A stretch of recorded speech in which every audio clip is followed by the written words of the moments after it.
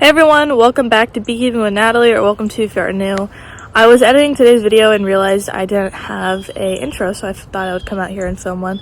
So I'm just in the bee yard filming real quick, and it's just me by myself, so hopefully the filming is okay. It might be a little wobbly. But anyways, I wanted to mention a couple things before we got into today's video, just because there's a couple things that I didn't know if people would understand about it, and there was also one thing I wanted to clear up. In my last video, I talked about how Corey has some spicy bees.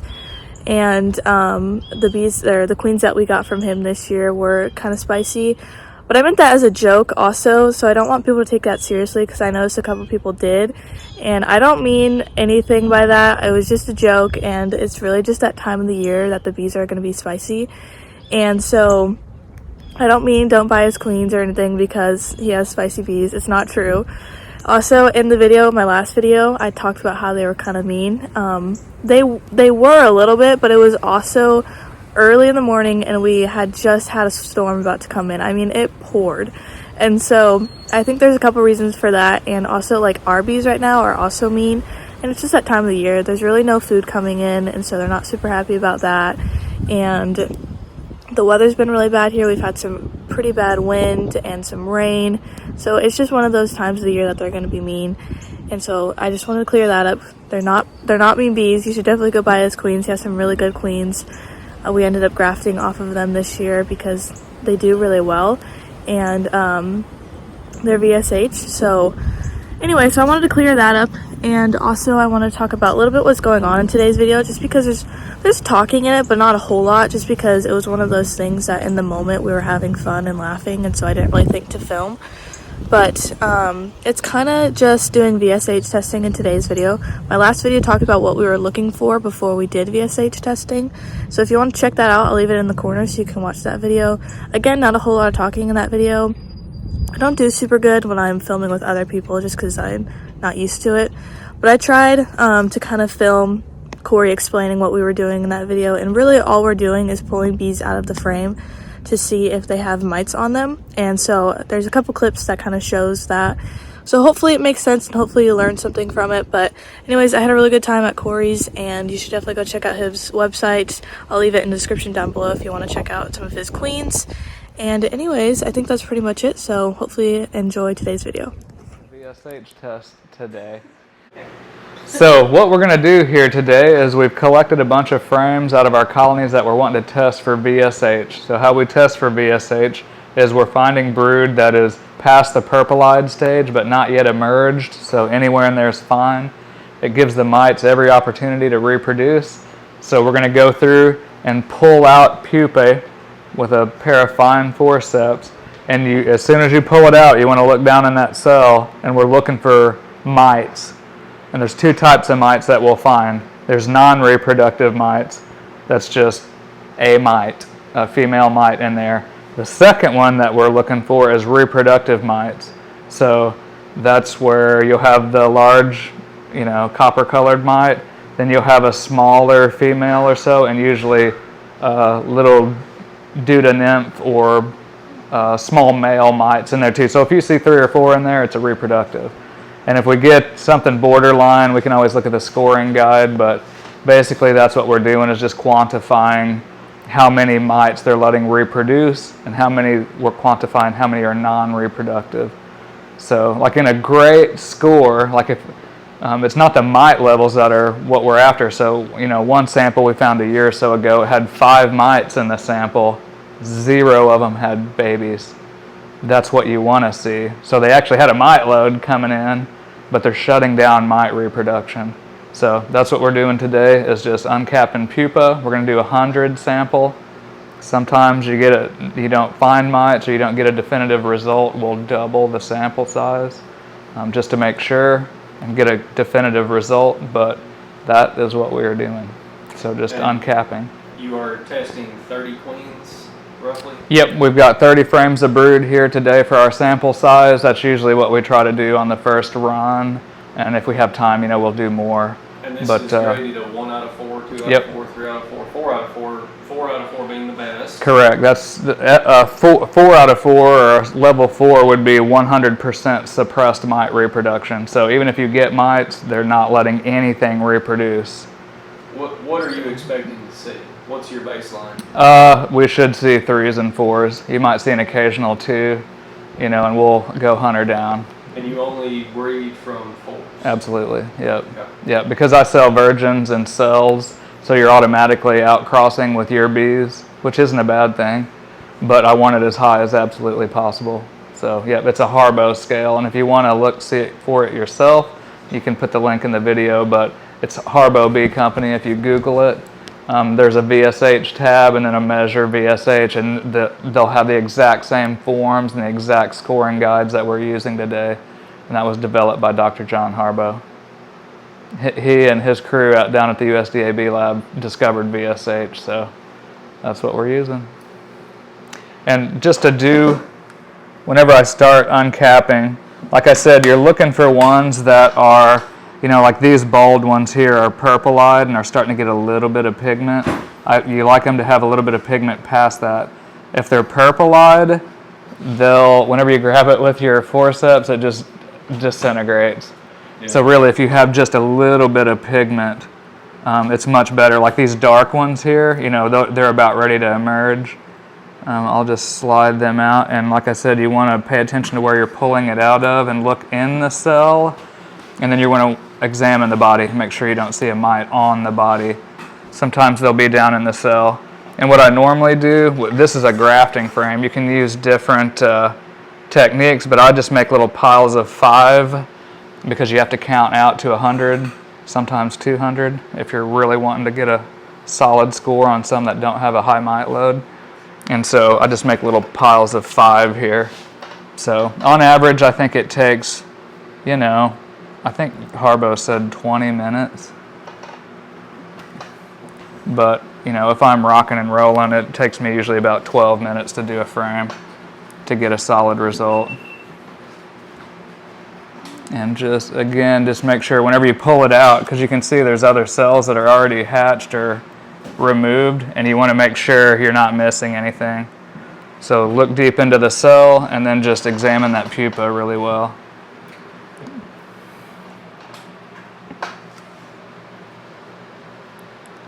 And that's the perfect age. It's just past purple-eyed, so they're not really dark. These are, but it still works. We just want to give the mites every opportunity to reproduce. 1, 2, 3, 4, 5, and then we just keep repeating this. Some people ask about doing drone brood. If you're going according to the USDA recommendations, it's worker brood only, but sometimes I will uncap drone brood because I think it probably makes it a bit harder, but really if you're going to follow the rules, you need to just use worker brood. We all know that mites really love drone brood. So I try to pay attention to that as well, especially if I'm looking through my colonies. A lot of them I'll see uncap, recap in the drone brood too, which I like to see. I feel like those will stay on top of the mites better.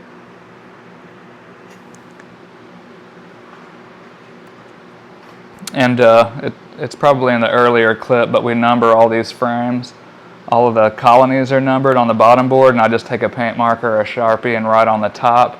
That way, Jamie will keep our score. We'll tally everything up and then use a Harbo guide to score it, and then afterwards we know what colony we scored. If you don't log that, you know, it's going to be, if you find a 4, you won't know which one it is. Then it won't do you any good. Have you found any mites yet? Negative. The day is still young, though. It'll happen. We'll find some. But it's not abnormal for the vast majority of even our open-mated queens to be 4s. Find a few 3s.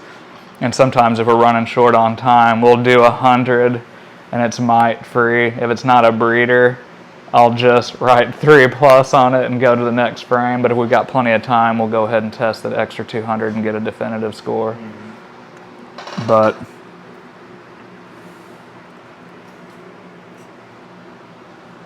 what's the retirement plan for the number 2 queens?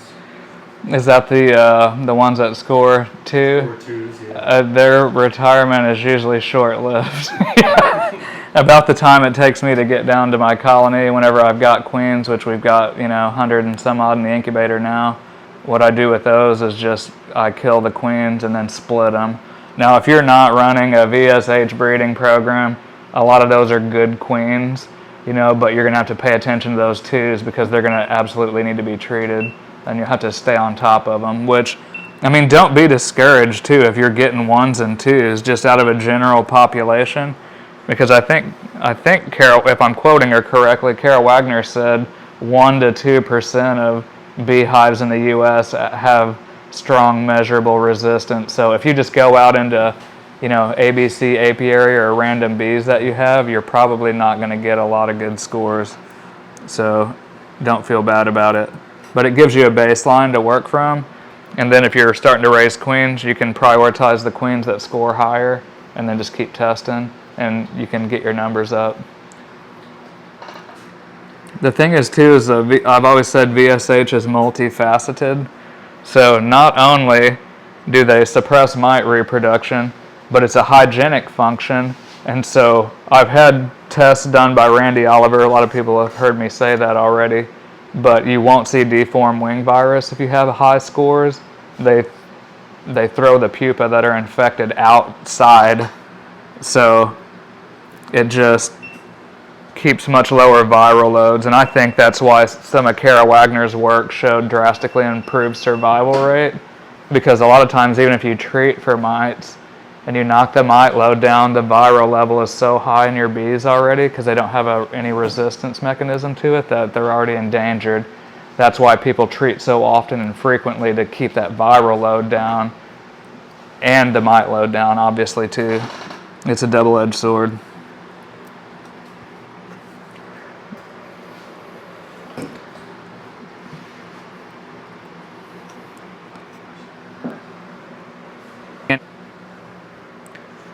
But yeah, a lot of these that we test are open mated too.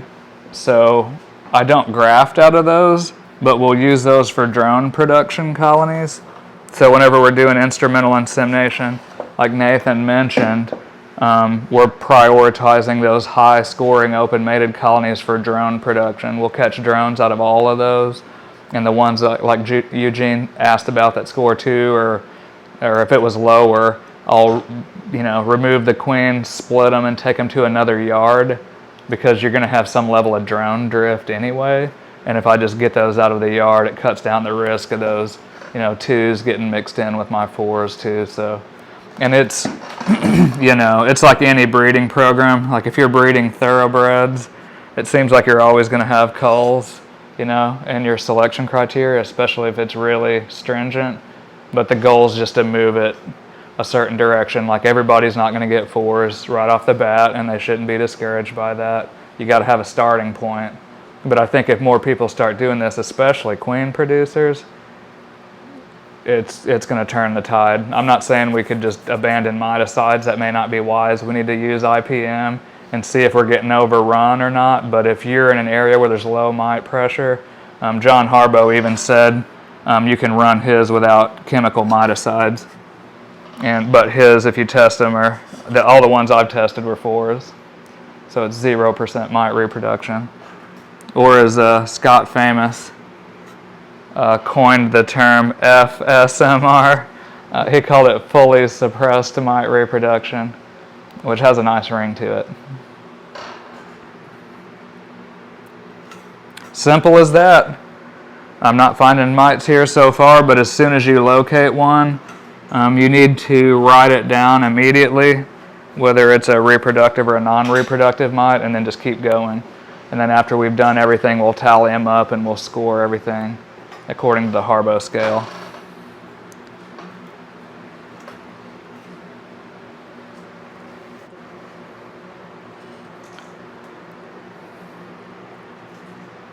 And it helps if you've got friends that show up and help, like we've got here today, because if one person was doing it, it could be labor intensive. You'd want to break it up and probably do a few a day, otherwise it's going to get time consuming.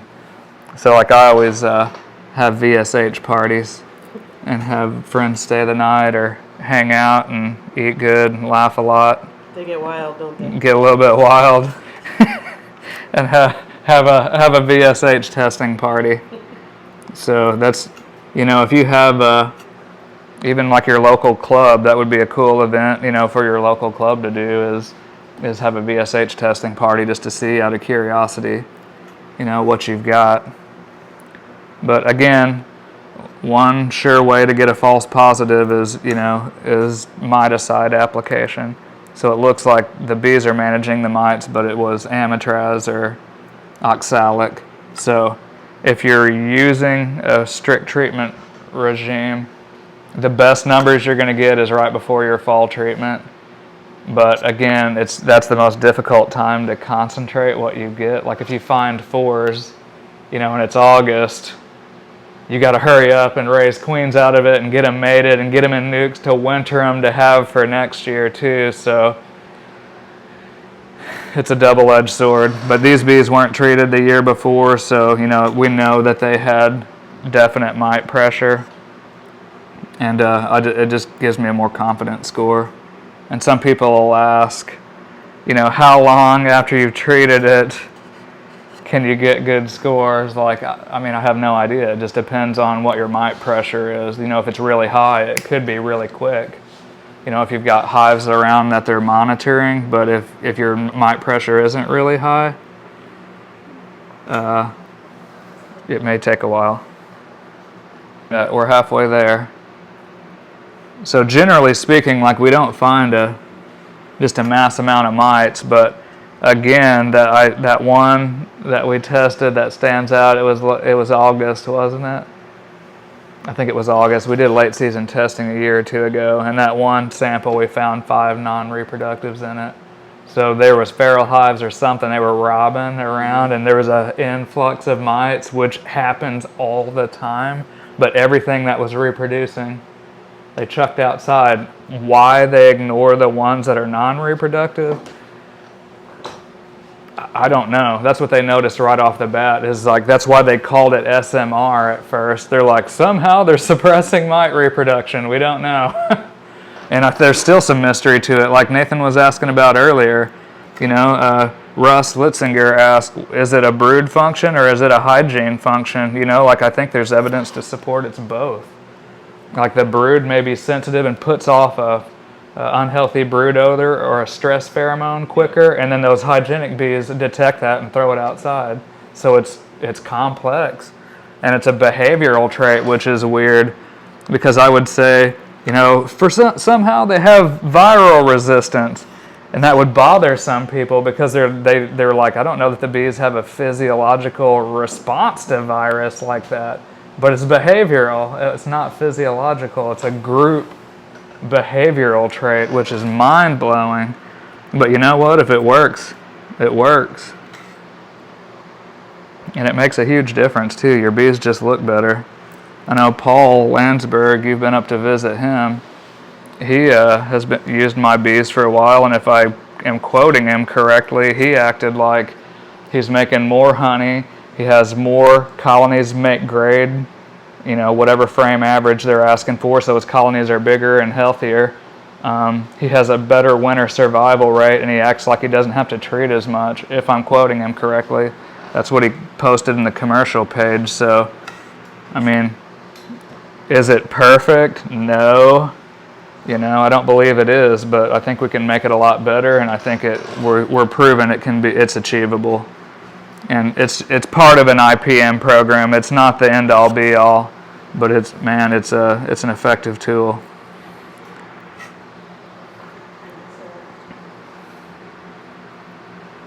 Would their sensitivity to the unhealthy brood odor have to be greater for those sealed inside the cappings versus what they spray on the top? Potentially. But like if you look at these, Eugene, like whenever they're about to, they're kind of perforated, they're kind of thin. So yes and no. Like if it's on the outside, obviously they know something's, and I don't know what concentration she's using, I'm sure it's low enough that they have to be pretty sensitive to it. because some of them seem to be oblivious to it that aren't hygienic. But that's a really good question. I hadn't really thought about that, but I'm assuming she's using a low enough concentration that they have to be, genetically sensitive to it to show results. But I just have, I don't have any firsthand exposure with it, but Kara is coming out here in June, and we're going to UBO colonies. And like I think I should have by that time Harbo assays on most all of that, and everything's numbered. I know who's who, and there's a bit of a time gap, so I might have a little bit of queen changeover then, but I still think the data is going to be pretty tight to show the correlation between the two, or how much overlap there is. What are we up to now, Nathan?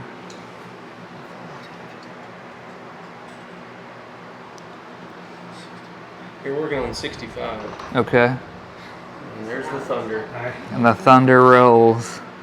So you pulled 65 and haven't found a mite yet. 0 mite so far. You should have come to my house. I bet we would have found a lot of mite. Well, I mean, that's nothing to feel bad about, because, I mean, just in general, unless your bees are selected for it, just average honeybees that are great commercial stock have little to no measurable resistance for mites, which is why, every meeting that we have, that's the primary topic of discussion, is talking about Varroa.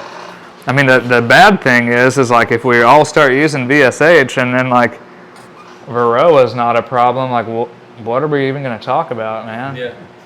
I'm sure we'll find something. Sometimes it feels like it's not the beekeeping club, it's the Varroa Management Association. Yeah.